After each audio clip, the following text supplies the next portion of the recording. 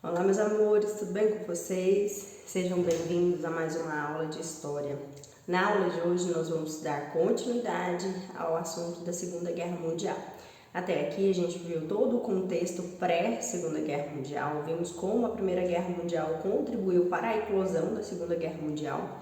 Falamos também de algumas estratégias, né, de como que o Hitler cresceu ali na Alemanha, como que ele vai aos poucos conquistando alguns territórios, né, e a Liga das Nações vão aí tapando, né, vendando os olhos para essas conquistas que ele ia fazendo. Fizeram, inclusive, uma conferência, né, a Conferência de Munique, na tentativa de barrar esse crescimento do Hitler, né, de conquistas desses territórios, o que acabou não sendo tão eficaz. Vimos também que a Alemanha e a União Soviética fizeram um pacto chamado Pacto Germano-Soviético, né, ou Pacto de Não Agressão, em que o Hitler e o Stalin fizeram um acordo de que um não agrediria, né, não invadiria o território um do outro. Eles permanecem nesse pacto, inclusive com o interesse de dominar a região da Polônia. Quando inicia a Segunda Guerra Mundial, de fato,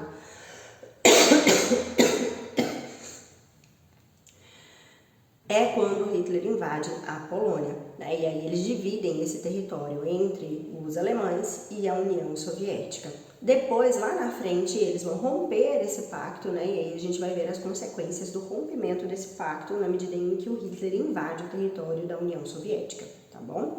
Falamos sobre algumas estratégias de guerra dos alemães, principalmente a Blitzkrieg, né, a guerra relâmpago, em que ele utilizava vários artifícios, né, e principalmente a Luftwaffe, para poder invadir rapidamente um território e dominar rapidamente aquela região, aquela vila ou aquela cidade. E é dessa forma que o Hitler vai crescendo e vai conseguindo dominar cada vez mais regiões ali na Alemanha. Falando sobre o objetivo principal do Hitler, que era de construir um espaço vital, né, o Lebensraum, construir um espaço vital em que se encaixaria ali a existência, né, dos arianos, dos povos arianos, que fazia parte aí da sua teoria desenvolvida no livro Mein Kampf, né, que ele escreveu enquanto ele estava aí na prisão, inclusive. Tá? Então, a partir de agora, a gente vai dar continuidade, vamos ver aqui algumas batalhas, quais eram as estratégias do Hitler, né, nessa guerra e como foi o desenrolar aqui desse conflito, tá bom? Então, vindo para cá, para a nossa apresentação,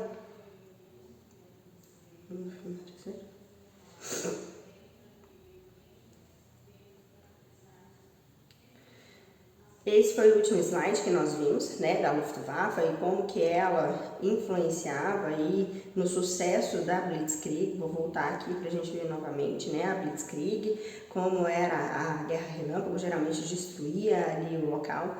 Eu não sei se eu contei para vocês na última aula uma curiosidade. Quando eu morei lá na Alemanha, para quem não sabe, eu morei na Alemanha durante 1 ano e meio. E uma das cidades em que eu morei se chama Colônia, né, traduzindo, né, o nome é Colônia, em alemão Köln. Lá tem uma igreja gótica enorme, né? Ela é extremamente alta. E nesse período, os alemães, eles invadiram aquele território, né, e bombardeavam aquele território, não apenas os alemães, mas depois os outros concorrentes também. Mas eles não destruíam a igreja, né? Ao redor dessa igreja, se você observar fotos, inclusive, você vai ver que vai estar completamente destruído. Vou ver se eu coloco aqui para vocês uma foto para vocês visualizarem, né?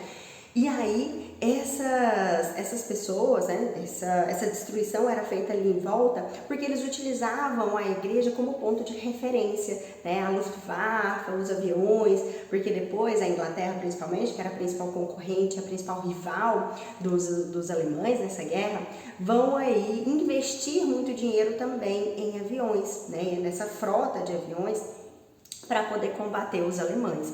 Então eles vão utilizar a igreja como ponto de referência, como ela era muito alta, né, eles destruíram ali ao redor, mas não destruíram a igreja justamente para ter esse ponto de referência, tá bom?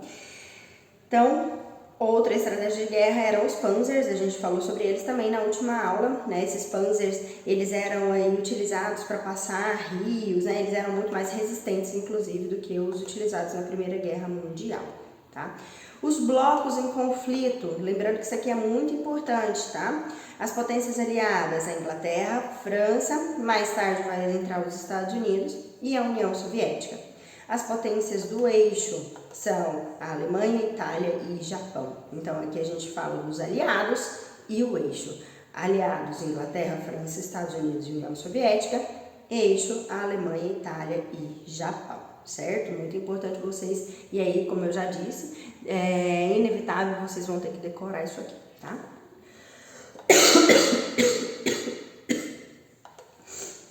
Os primeiros anos, então, eles se caracterizavam pela ofensiva alemã. Então, a Alemanha é que vai invadindo vários desses territórios, como ela já vinha fazendo, né? Então, primeiro aqui, na ordem da nossa setinha da nossa apresentação, em 1940, ela invade a Holanda, depois invade a Bélgica, depois a Noruega e chega até a França. A estratégia era justamente invadir aí a Bélgica para chegar até a França, né? E isso seria uma grande conquista desses alemães, conquistar essa França. Então, o Hitler, ele traça essas estratégias de forma muito inteligente, de forma muito estratégica, né, para poder chegar e dominar esses territórios que ele queria. O objetivo era dominar a França, e para isso, então, ele vai invadir esses países que estavam ao redor da França. Então, invade a Holanda, invade a Bélgica, invade a Noruega, né, todos esses países que pudessem ele auxiliar e que tivessem no meio do caminho dele para ele conquistar a França, tá? Daqui a pouquinho vem um mapa aqui para vocês visualizarem melhor, olha só. A Alemanha está para cá, né? Então ele vai invadir todo esse território aqui para poder chegar até a França, né? O caminho é exatamente esse, ele vem por aqui, passa, domina a Bélgica para poder ocupar a França. E aí a França, ela vai acabar, perdão, passou aqui, vou voltar. A França acaba ficando dividida em dois territórios. Pela França, a França ocupada pela Alemanha, então dominada pelos alemães, dominada, comandada pelo Hitler, e a França que não era dominada pela Alemanha, que vai ser chamada de França de Vichy. Inclusive tem aí alguns produtos, né, marca de beleza com esse nome, talvez vocês já tenham ouvido falar aí, de protetor solar, enfim. É justamente em homenagem à cidade, uma das cidades ali da França, em que vai acabar se tornando a capital nesse período em que a França está dividida pelos domínios dos alemães e aquela França que permanecia como sendo a rival da Alemanha, né? Então ele é dividido. A França, ocupada pela Alemanha, acaba aí sendo motivo de muito orgulho, né? E de demonstração do Hitler de poder. Olha essa foto aí, existem outras na internet, se vocês tiverem curiosidade, quiserem pesquisar por aí. Essas fotos mostrando aqui o domínio do Hitler, né, na região onde fica a Torre Eiffel. Lembrando que a Torre Eiffel ela era um monumento, é um monumento, né, óbvio, muito importante, muito emblemático, mas principalmente para aquela época. Lembra que lá na primeira aula eu falei para vocês que o contexto de eclosão dessa Segunda Guerra Mundial, de antes, né, dessa Segunda Guerra Mundial, lá da Primeira Guerra Mundial, na verdade, é da Belle Époque, em que acontecem várias construções, né, monumentais, e uma delas é a Torre Eiffel. Então estar ali, dominar aquela região para o Hitler tinha muita importância, né? Era basicamente, gente, esfregar na cara dos franceses que os alemães haviam virado a moeda, que os alemães haviam conseguido aí conquistar aquele território, né? Percebam inclusive a cara de deboche aí do Hitler nessa foto, né? A pose de que, olha, eu estou aqui, eu sou o dono dessa região, eu consegui conquistar. E essa outra foto do outro lado é uma reunião em que eles estavam aí negociando, decidindo essa divisão aí do território da França, né? Como eu disse, dividindo o território entre aquele que estava sendo dominado pelos alemães e aquele em que ficou sendo, pelo poder ainda, pelo domínio dos franceses, que ficou conhecido como a França de Vichy, tá? bom?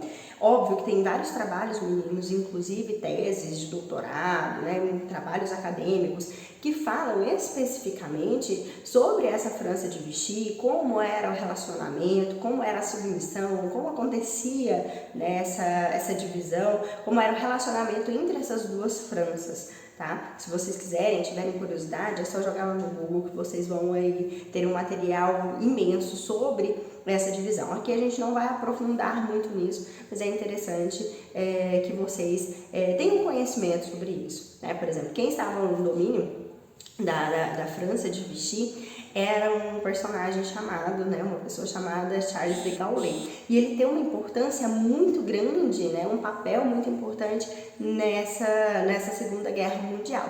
Depois vocês vão pesquisar sobre ele para mim também, tá? Chama Charles de Gaulle. E qual a importância dele? Vai ser a atividade de vocês, inclusive, dessa aula, tá? Pesquisar essa pessoa para vocês entenderem aqui o jogo político e como ele foi importante nessa França de Vichy, certo? Continuando aqui,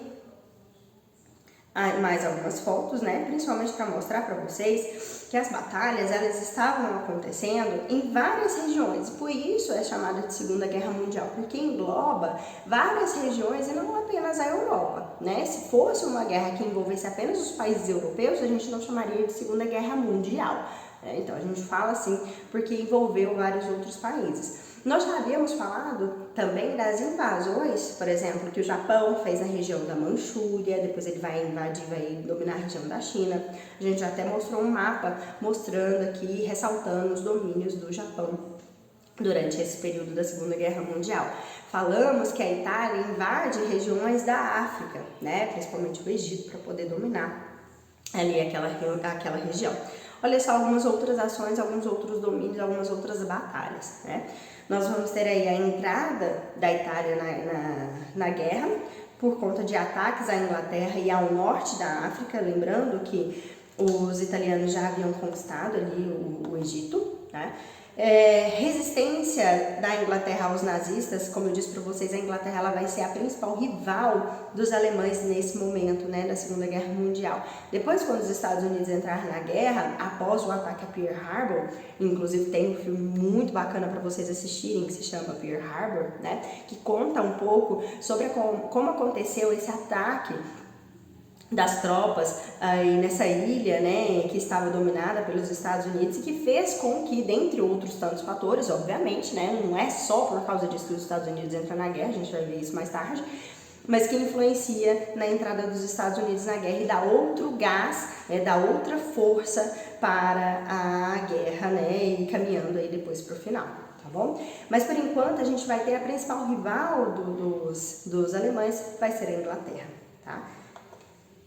Além disso, né, a entrada da União Soviética e dos Estados Unidos, tudo isso vai influenciar muito nessa Segunda Guerra Mundial. Por que a União Soviética entra no conflito? Justamente porque os alemães, acreditando em estar num poder, num domínio muito grande, que estar ganhando a guerra, quanto mais eles conquistavam territórios, mais territórios eles queriam.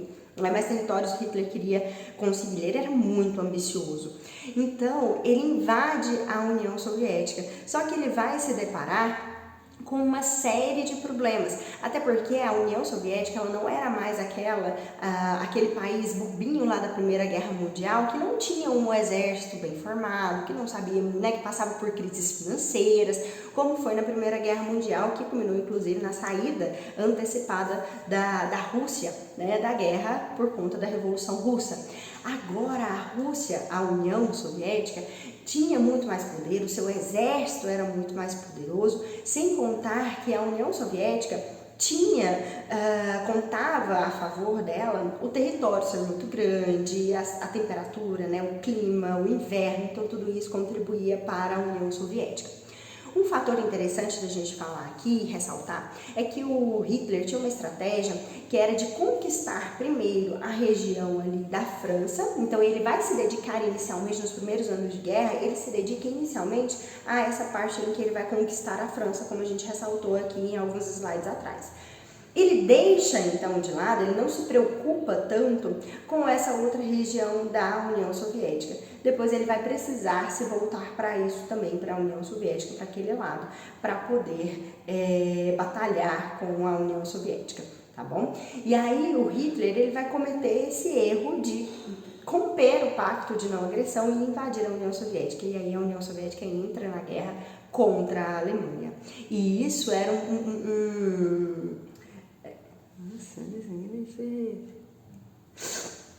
Isso simbolizava uma força a mais para os aliados, tá bom?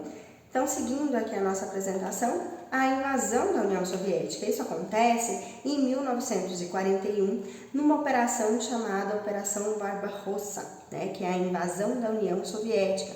Inicialmente, os alemães vão ter aí vitórias iniciais, né, vão invadir grande parte do território da União Soviética, mas, como sempre,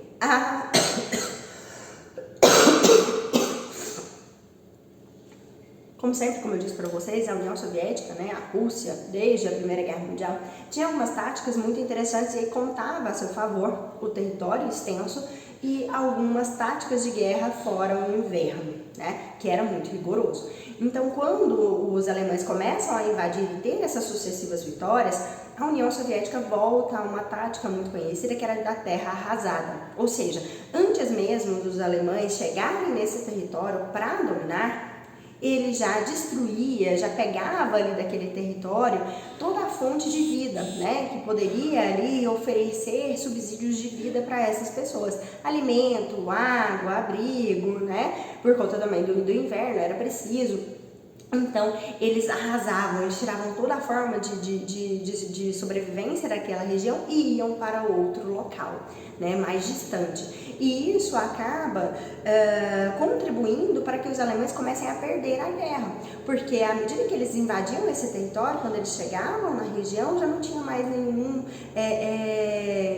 não tinha mais condições deles descansarem, deles comerem, deles retomarem a energia para continuar a guerra, porque isso era necessário também, né? Então isso contribui para que os alemães começassem a perder força ao longo dessa Segunda Guerra Mundial e contribuir para que os aliados começassem a ganhar a Segunda Guerra Mundial, tá bom?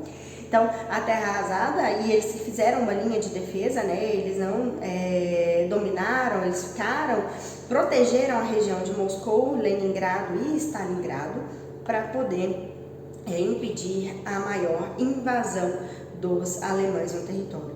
Isso culmina então no início da derrota dos alemães. Como eu disse para vocês, eles começam a perder essa guerra ali, principalmente em Stalingrado, quando os russos, após todas essas estratégias, quando eles recebem o exército alemão ali em Stalingrado, o exército alemão já estava mais fraco, já não tinha mais, como eu disse para vocês, subsídios, né, para poder manter a sobrevivência dos seus soldados, por conta de alimento, do inverno. Isso tudo é utilizado pelo exército da União Soviética para ganhar a guerra. Essa derrota dos alemães aqui em Stalingrado é muito significativa e simboliza aí um início da perda, né? Um início da derrota dos alemães nessa Segunda Guerra Mundial. Tá bom?